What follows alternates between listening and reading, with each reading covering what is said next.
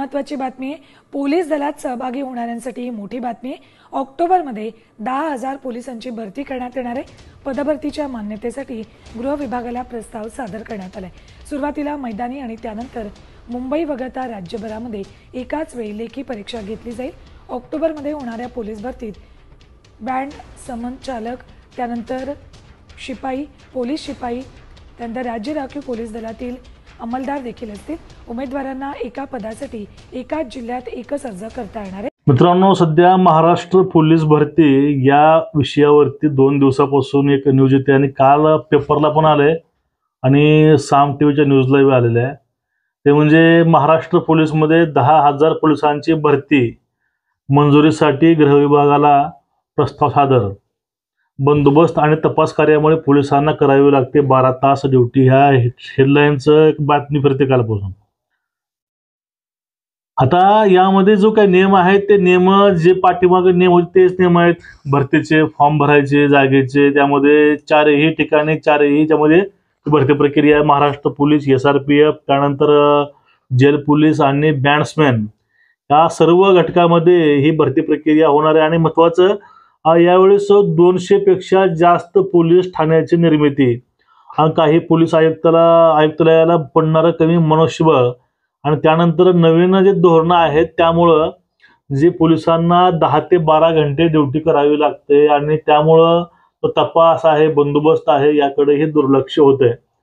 त्यामुळं ही भरती प्रक्रिया ही पावसाळ्यानंतर ऑक्टोबरला सुरुवात होणार आहे, अशी ही आजची अपडेट आहे। पण त्यापूर्वी मित्रांनो, पोलीस भरती प्रक्रिया ही पावसाळ्यानंतर घ्या असा पाठीमागेच आग्रह धरला होता आणि आता सुद्धा ही भरती प्रक्रिया पावसाळ्यानंतर घ्या हे असंच त्यावेळेस आता ठरलेलं आहे। आणि भरती प्रक्रियेमध्ये ग्राउंड अगोदर आणि लेखी परीक्षा ही नंतर, जे मागं होतं तेच आहे।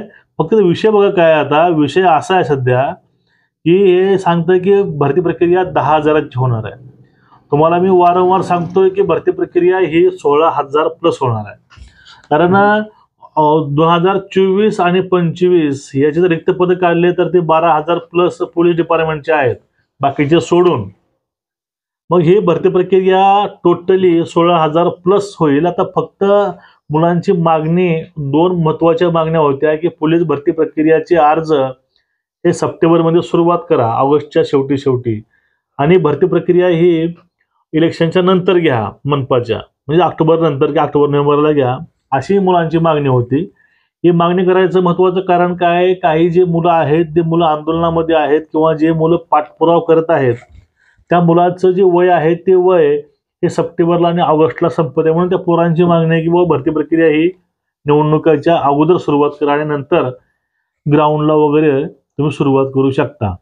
आणि आता मुद्दा होता वयवाढीचा, तुम्हाला मी वारंवार सांगतोय की वयवाढीचा मुद्दा 23/12/2023 पर्यंत, 31 डिसेंबर 2023 पर्यंत एक थेट चान्स तुम्हाला मिळणार आहे।